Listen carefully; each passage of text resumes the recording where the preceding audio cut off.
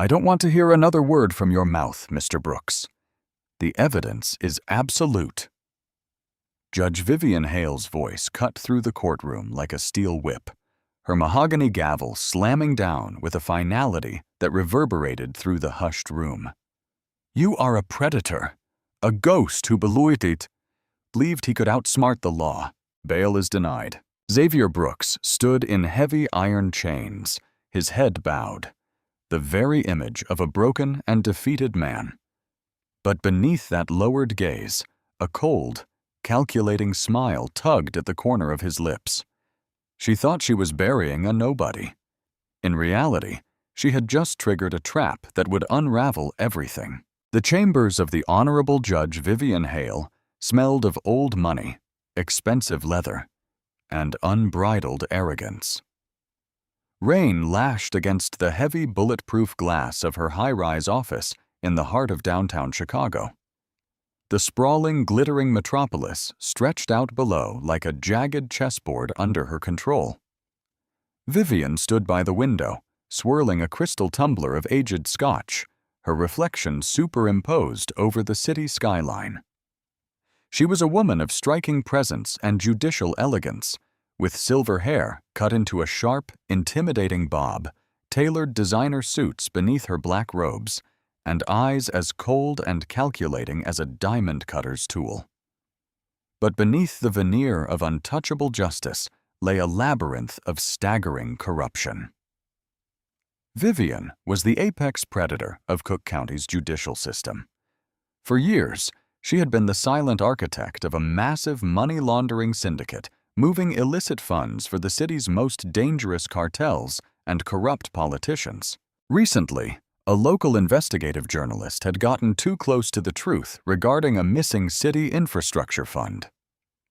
The journalist had been permanently silenced, but a scapegoat was desperately needed to take the fall for both the embezzlement and the subsequent murder.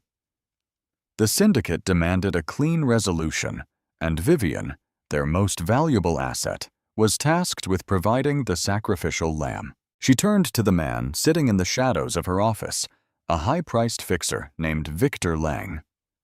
"Do we have the mark?" she asked, her voice smooth, betraying none of the lethal intent behind her words. Victor tossed a thick manila folder onto her pristine oak desk.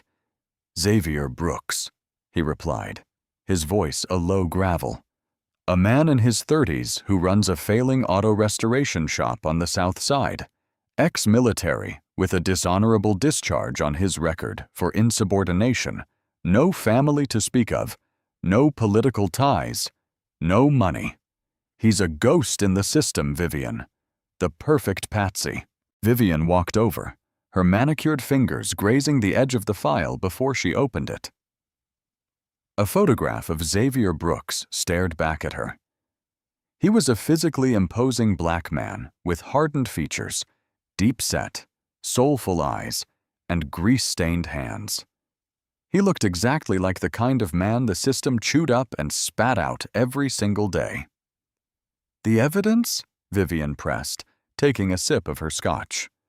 "Flawless," Victor smirked. "We utilized a black market license of the NSO Group's Pegasus spyware, military-grade Israeli technology.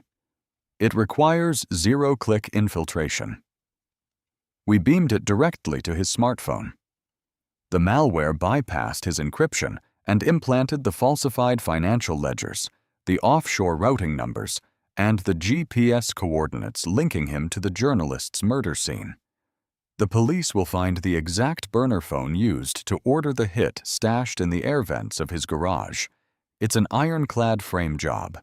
Vivian smiled, a slow, predatory curving of her lips. The beauty of her position was that she didn't just plant the evidence, she controlled the arena where that evidence would be judged. She would ensure the case landed on her docket. She would deny bail. She would overrule every defense objection. She would bury Xavier Brooks so deep beneath a mountain of fabricated digital forensics and legal precedent that he would never see the sun again. "Execute the raid," Vivian commanded, closing the file with a soft, final thud. I want him in chains before the night is over. And Victor, make sure the arresting officers rough him up just enough to make him look desperate for the mugshot. Juries love a desperate man." As Victor left the room, Vivian walked back to the window, watching the lightning streak across the bruised sky. She felt a surge of intoxicating power. She was the law. She dictated truth and falsehood, freedom and captivity. She had ruined dozens of lives to build her secret empire, and Xavier Brooks was simply another stepping stone on her path to absolute invulnerability. She didn't view him as a human being. He was merely a variable in a mathematical equation of power. She drained her glass, the expensive liquor burning pleasantly down her throat. The next day, she would put on her black robe, ascend the bench, and look down upon her latest victim with the stern, righteous fury of a fair judge. The trap was set, the narrative written.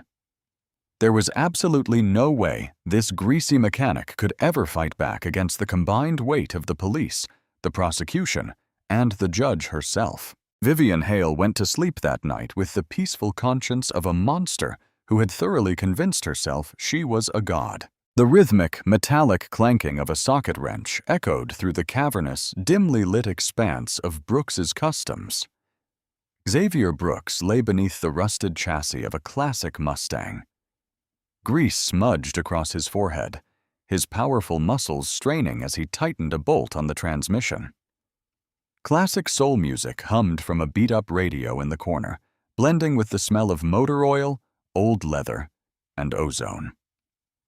To anyone walking down the gritty South Side street, Xavier was exactly what he appeared to be: a solitary, hard-working mechanic trying to keep his head above water. He slid out from under the car, wiping his hands on a rag, his dark eyes scanning the quiet garage. The silence felt heavy, too heavy. Xavier wasn't just a mechanic. The grease under his fingernails and the faded military tattoos on his arms were carefully curated props.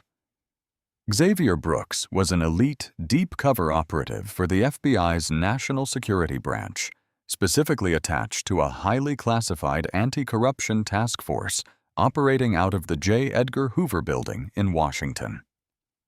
Over an extended period, he had been meticulously building this identity, embedding himself in Chicago's underworld to map the sprawling money-laundering network bleeding the city dry.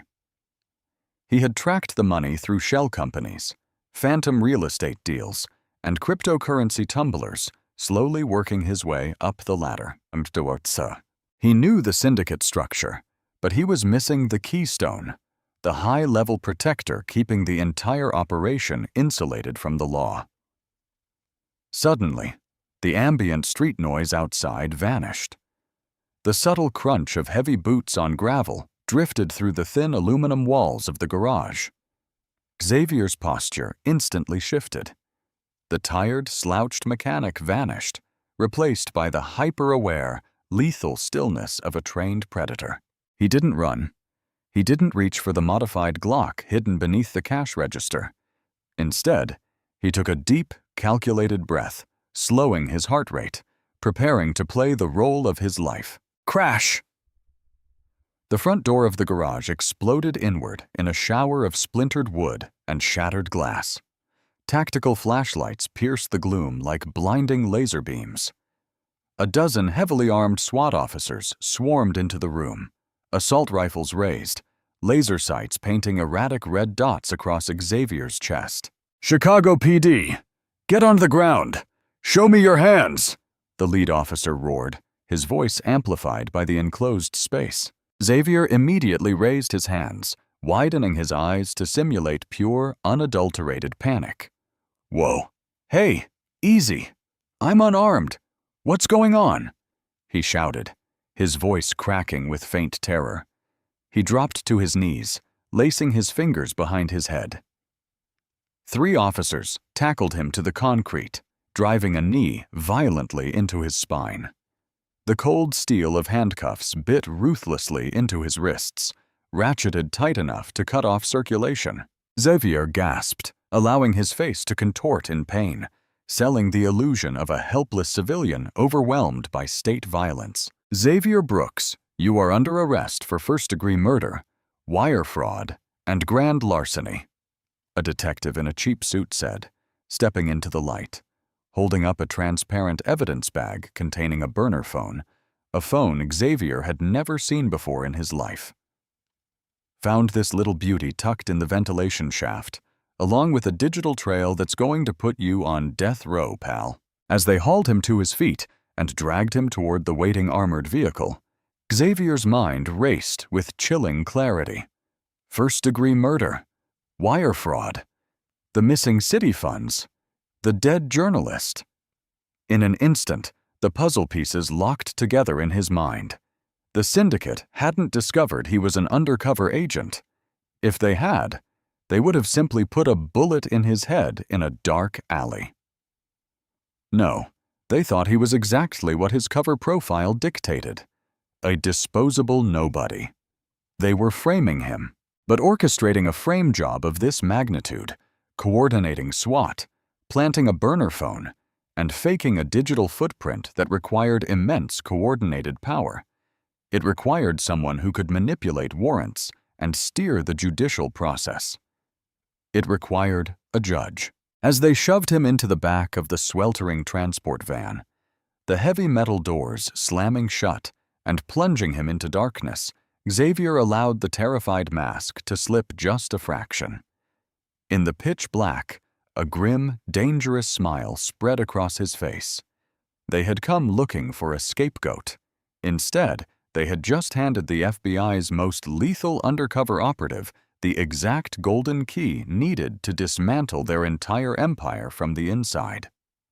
The hunter had just been invited into the lion's den, and the lions had no idea they were the prey. Cook County Jail was a concrete purgatory, a chaotic ecosystem of violence, despair, and deafening noise. The air smelled of bleach, stale sweat, and fear. Xavier was stripped of his clothes, processed, and thrown into an orange jumpsuit that hung loosely over his muscular frame. He was placed in a high-security holding block, a testament to the severity of the fabricated charges levied against him. In the initial period after his arrest, Xavier played the part of the terrified innocent to perfection. He sat huddled on his thin, rigid cot, his eyes darting nervously at the hardened gang members pacing the cell block. He stuttered when spoken to by the guards. He refused his meals, letting the gray slop congeal on the plastic tray. The prison surveillance cameras recorded a broken man rapidly unraveling under the weight of his impending doom. But beneath the surface, Xavier was working. Every terrified glance was a tactical assessment of guard patrols, camera blind spots, and the complex social hierarchy of the block. He was mapping the environment. During one of the supervised recreation periods in the concrete yard, Xavier managed to brush past an inmate known for smuggling contraband. A microscopic sleight of hand, honed through years of clandestine training, transferred a tiny, flat, non-metallic communication chip from the smuggler's pocket to Xavier's palm. It cost him a promise of commissary funds he would never have to pay. That night, under the cover of a staged coughing fit and the darkness of lights out, Xavier pried open the casing of the standard-issue digital clock bolted to the wall of his cell. With surgical precision, using a shaved piece of plastic from a toothbrush, he spliced the contraband chip into the clock's power supply and antenna array.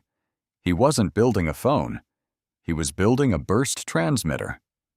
He tapped a rapid, rhythmic sequence on the clock's plastic surface. Morse code, heavily encrypted, transmitting on a secure frequency that would bounce off a local cell tower and ping directly to a classified server in Quantico, Virginia. Op cleared. Cover intact. Framed for murder. Syndicate lead is presiding judge. Need bait tactics.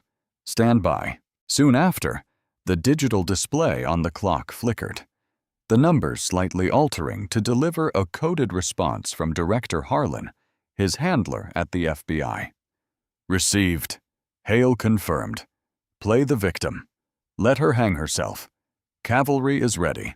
Meanwhile, a short distance away, Judge Vivian Hale was dining in the private, velvet-draped VIP room of a Michelin-starred restaurant. She sat across from Victor Lang and a prominent corrupt state senator. The table was laden with fine cuisine and an exquisite bottle of wine. The initial hearings had gone flawlessly. Vivian dabbed her lips with a linen napkin. The defense attorney assigned to him is a terrified public defender fresh out of law school. The Pegasus data has been entered into evidence without a single technical objection. The digital forensics experts we paid off have authenticated the offshore transfers. Brooks is paralyzed. He barely spoke a word during the arraignment. Is there any risk of him taking a plea deal to a lesser charge? The senator asked, sweating slightly in his expensive suit. If he talks, he has nothing to talk about. Vivian laughed softly, a sound devoid of warmth. He doesn't know who framed him, and I have denied him the possibility of a plea. We are going to trial. I want a highly publicized, brutal conviction. I want the media to see Xavier Brooks as the mastermind behind the missing funds. Once the jury hands down a guilty verdict, the FBI will close their broader investigation into the city's finances. We will be untouchable. Vivian raised her crystal wine glass, the ruby liquid catching the dim, ambient light of the chandelier. To the perfect crime, she toasted. To the perfect crime, the men echoed, clinking their glasses against hers. Vivian felt a deep, warm glow of absolute superiority. She had manipulated the complex machinery of the American justice system to serve her own greed, twisting the law into a weapon of self-preservation. She believed she had anticipated every variable, every possible countermove.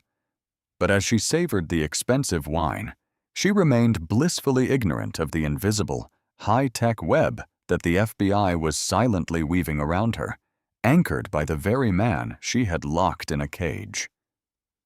The hubris of Vivian Hale was a fatal disease, and the symptoms were about to become terminal. The pre-trial hearings were a masterclass in psychological warfare, a delicate dance of deception played out in the stark, fluorescent-lit arena of the courtroom. Xavier sat at the defense table, his shoulders slumped, his eyes fixed firmly on his handcuffed wrists. Beside him sat his court-appointed public defender, a nervous, sweaty young man named Leonard Shaw, or at least, that's who Leonard appeared to be. In reality, Special Agent Leonard Shaw was one of the FBI's top undercover legal attachés, a brilliant legal mind acting as Xavier's silent conduit to the Bureau. Their interactions were a meticulously choreographed performance for the benefit of Judge Hale and the prosecution. Vivian presided over the court from her elevated bench like an imperious queen. She looked down at Xavier with a mixture of contempt and bored amusement.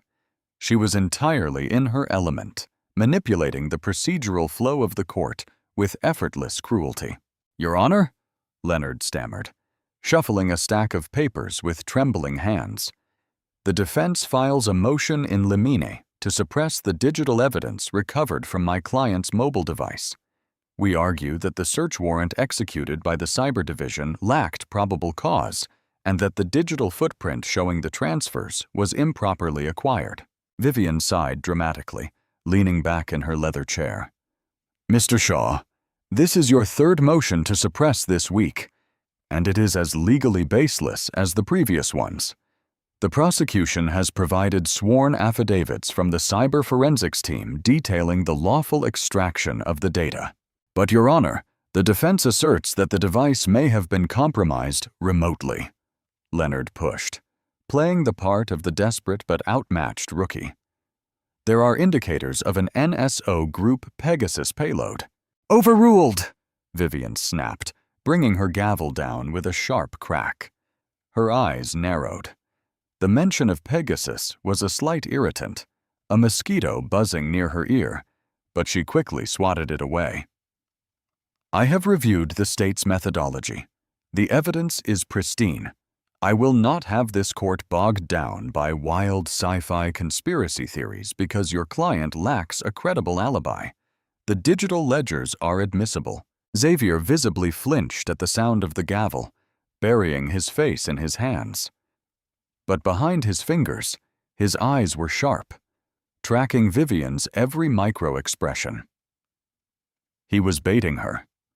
By presenting weak, easily dismissible legal arguments, Leonard was deliberately inflating Vivian's ego, encouraging her to abandon caution and trample over standard judicial procedure to ensure the conviction. In the following period, the trap deepened. To ensure Xavier had absolutely no avenue of appeal, Vivian began personally altering the court transcripts. She met privately with the lead prosecutor, off the record, to coach him on how to circumvent potential evidentiary hurdles. She used her secured judicial terminal to access and delete sealed complaints against the corrupt police officers who had executed the raid. Every single one of these actions was an illegal abuse of power, and every single one was being silently logged, tracked, and recorded by the FBI's Cyber Division. Director Harlan, sitting in a darkened command center in Quantico, watched the live data streams rolling across his monitors. By connecting her personal digital fingerprint to the suppression of evidence, Vivian was cementing her role in the conspiracy. "She's getting sloppy," Harlan muttered to a technician beside him. "She's so focused on burying Brooks that she's leaving a massive, glowing trail of breadcrumbs right to her own doorstep." Back in the holding cell, Xavier received his nightly coded burst transmission through the wall clock. "Bait taken. She is manipulating the record. We have her corruption on tape. Prepare for trial." The trap snaps shut on the stand. Xavier laid back on his uncomfortable cot, staring up at the cracked concrete ceiling. He had spent his entire career hunting monsters in the shadows, terrorists, cartels, human traffickers. But there was something uniquely vile about Vivian Hale. She wrapped herself in the sacred flag of justice while acting as an executioner for the corrupt.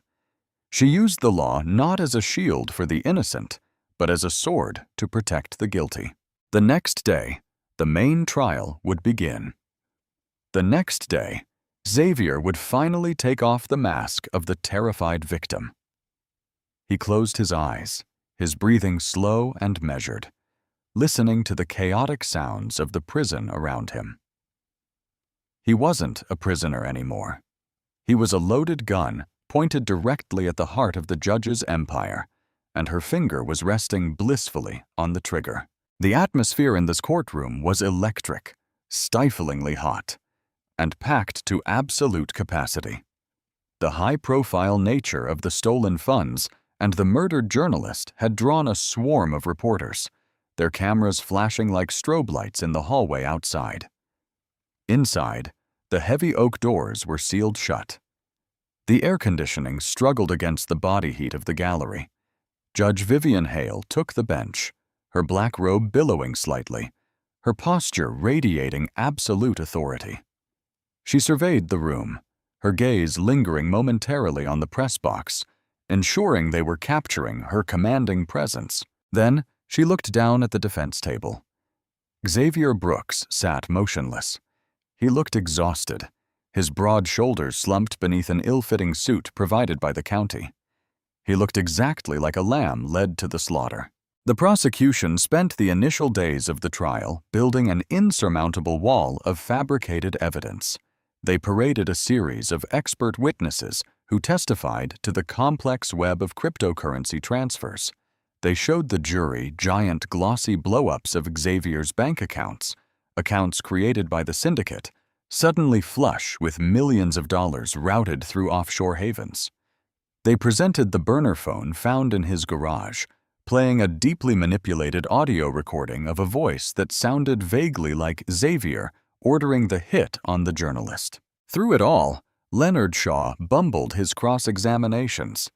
He asked leading questions that allowed the prosecution's witnesses to further incriminate Xavier. He dropped his notes. He sweated profusely. The jury watched with a mixture of pity and contempt. The narrative was cemented. Xavier Brooks was a ruthless mastermind, and the evidence was irrefutable. As the trial progressed, the prosecution rested its case. Vivian leaned forward, a triumphant, almost imperceptible smirk playing on her lips. She looked down at Leonard. "Mr. Shaw," Vivian said, her voice dripping with condescension, "does the defense have any witnesses to call, or are we ready for closing arguments?" Leonard stood up slowly, looking terrified. He glanced at Xavier, then back to the judge. "Your Honor, against my strongest advice, the defense chooses its final witness. We call the defendant, Xavier Brooks, to the stand." A collective gasp rippled through the gallery. Calling a defendant to the stand in a murder trial, especially one facing such overwhelming evidence, was legal suicide. It opened him up to blistering cross-examination. Vivian's eyes widened slightly in surprise, but the surprise quickly melted into predatory glee. This was better than she could have hoped for. She would get to watch the prosecution eviscerate him live on the record. "Very well," Vivian said, gesturing grandly. "The defendant will take the stand." Xavier stood up. The heavy chains around his ankles clinked loudly in the sudden, dead silence of the courtroom. He walked slowly toward the witness box, his head bowed, playing the role until the very last second.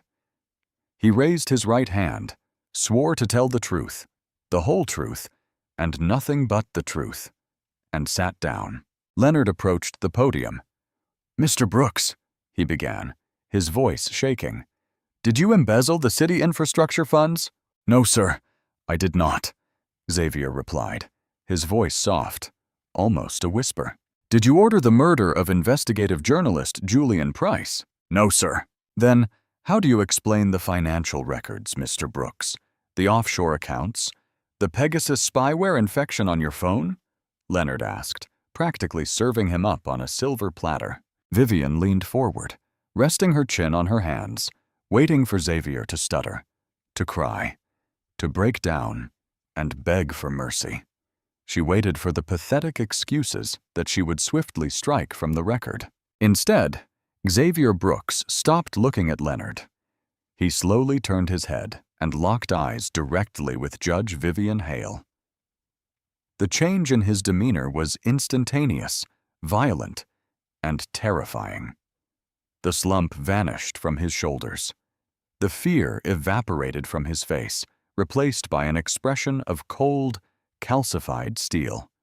His eyes, previously wide and nervous, narrowed into twin lasers of absolute, unwavering authority. The broken mechanic ceased to exist. The apex predator of the FBI's National Security Branch had just taken the room. When Xavier spoke, his voice was no longer a terrified whisper. It was a deep, resonant baritone that commanded the air in the courtroom, vibrating with chilling precision. "I can explain it very simply, Your Honor," Xavier said, his gaze drilling into Vivian's soul. "Those accounts were fabricated to mask the real destination of the embezzled funds. Funds that were routed through Tornado Cash on the night the embezzlement took place, directly into a holding shell company named Aegis Holdings in the Cayman Islands. A shell company, Your Honor, whose primary beneficiary is listed under your maiden name." The courtroom froze. The silence was so profound, it felt like a vacuum had sucked the oxygen from the room. Vivian's smirk vanished, instantly replaced by a mask of pale, breathless shock.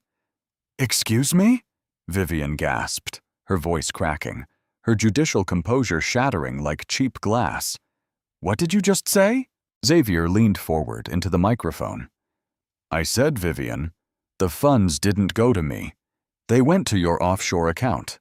Account number 8849920018 at the Bank of NT Butterfield & Son in the Caymans.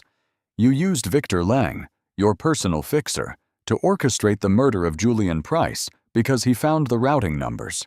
Chaos erupted in the gallery. Reporters frantically began typing on their phones. People gasped and murmured. The lead prosecutor shot out of his chair, his face red. "Objection! Your Honor, what is this? The witness is spewing baseless slander. Move to strike." "Sustained!" Vivian screamed, slamming her gavel down with frantic, erratic force. Her hands were shaking violently. "Sustained. Strike that from the record. Bailiff, remove the defendant from the stand immediately. I am holding you in criminal contempt of court." "You can't hold me in contempt for answering the question, Vivian," Xavier replied, his voice slicing cleanly through her panic. He didn't move an inch. He ignored the bailiff stepping toward him. "And you can't strike the truth when the FBI has been listening to every word you've said in your chambers for weeks." Leonard Shaw, no longer sweating, stood tall at the podium. He reached into his briefcase and pulled out a gold FBI badge, clipping it to his lapel.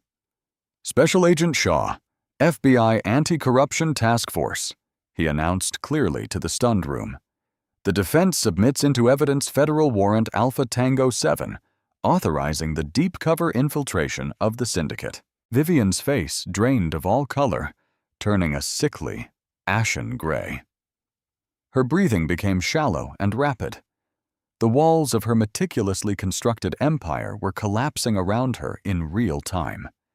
She looked at Xavier, the greasy mechanic, the nobody, and finally saw the lethal intelligence radiating from him. He hadn't been trapped in her web. She had been lured into his. "You!" Vivian choked out, pointing a trembling finger at Xavier. "You're Special Agent Xavier Brooks, National Security Branch," Xavier said, his voice ringing with absolute finality. "And you, Judge Hale, are finished." "Arrest him!"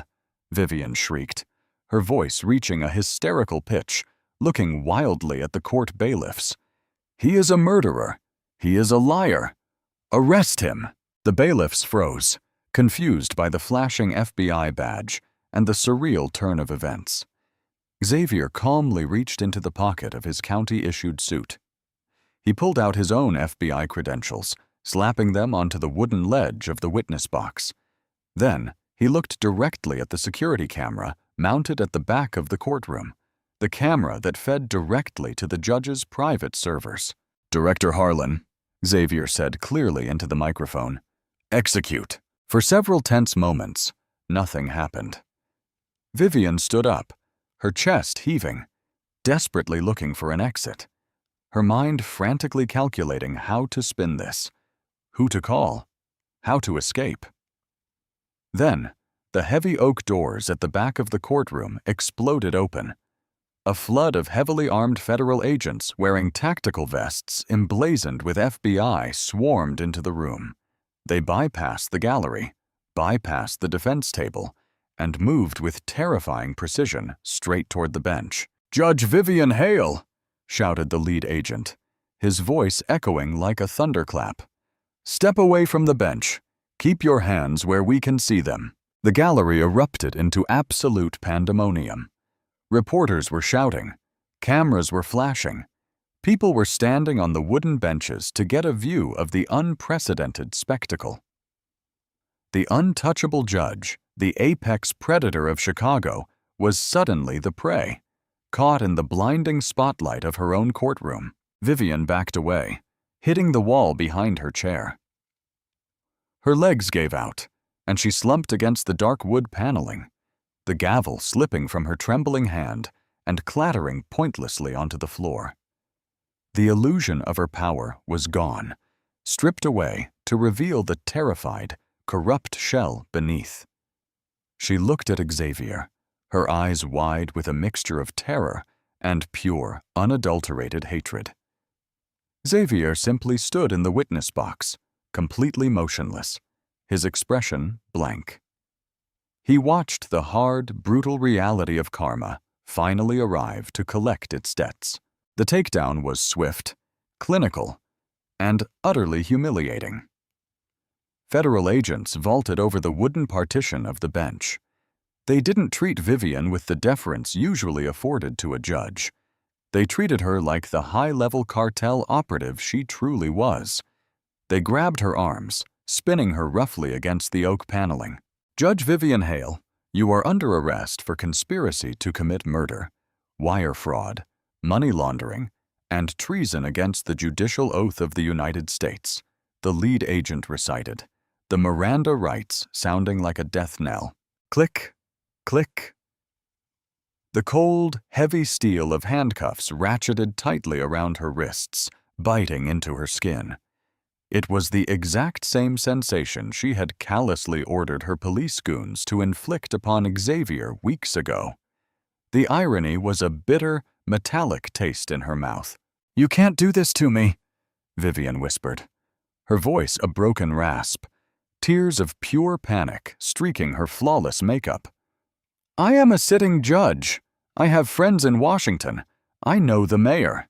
You have no idea who you are dealing with." "We know exactly who we're dealing with, Vivian," Xavier said, stepping down from the witness box. The county bailiffs rushed forward, quickly unlocking the heavy iron chains from his ankles and wrists.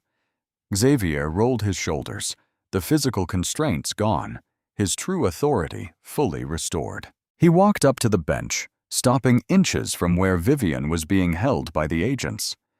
He looked down at her, his eyes devoid of any pity. "We have Victor in custody," Xavier told her quietly, so only she could hear over the screaming chaos of the press. "We raided your offices earlier. We have the Pegasus digital footprint you used to frame me, traced directly to your secure terminal.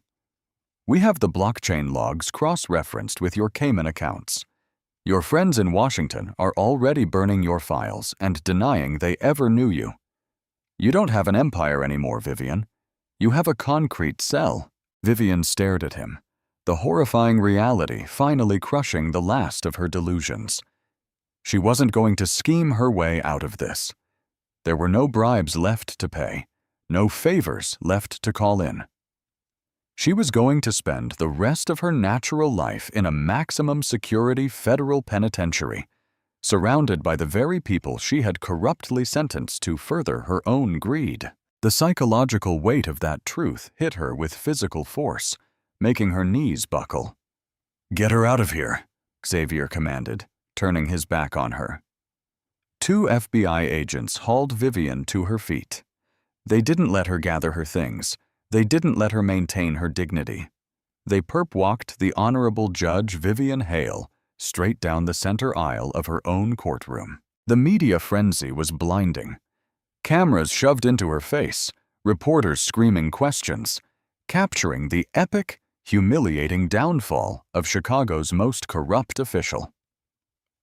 She was dragged out the heavy double doors, marched through the fluorescent-lit hallways, and shoved aggressively into the back of a waiting armored FBI transport van.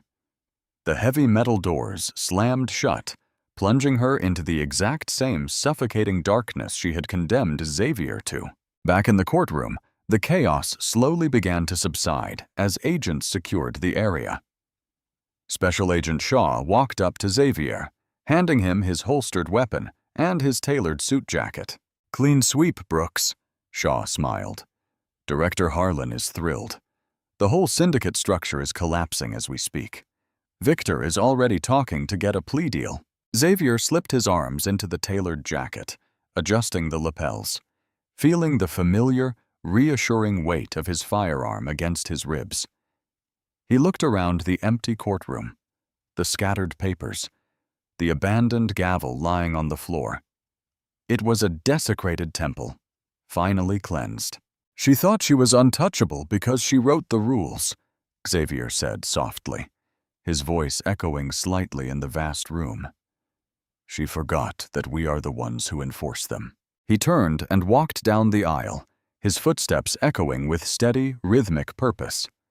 The mechanic was gone. The victim was an illusion.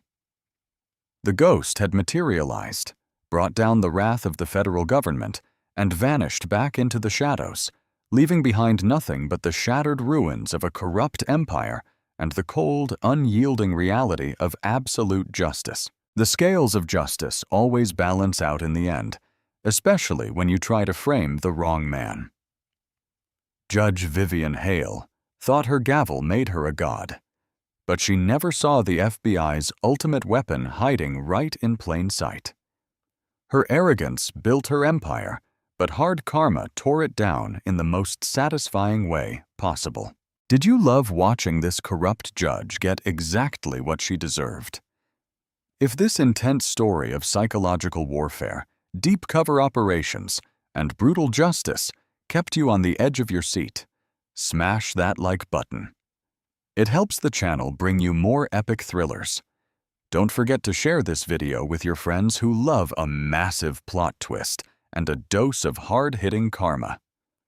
Subscribe to the channel and hit the notification bell so you never miss out on our next high-stakes story. Drop a comment below. What was your favorite moment of Xavier turning the tables? See you in the next video.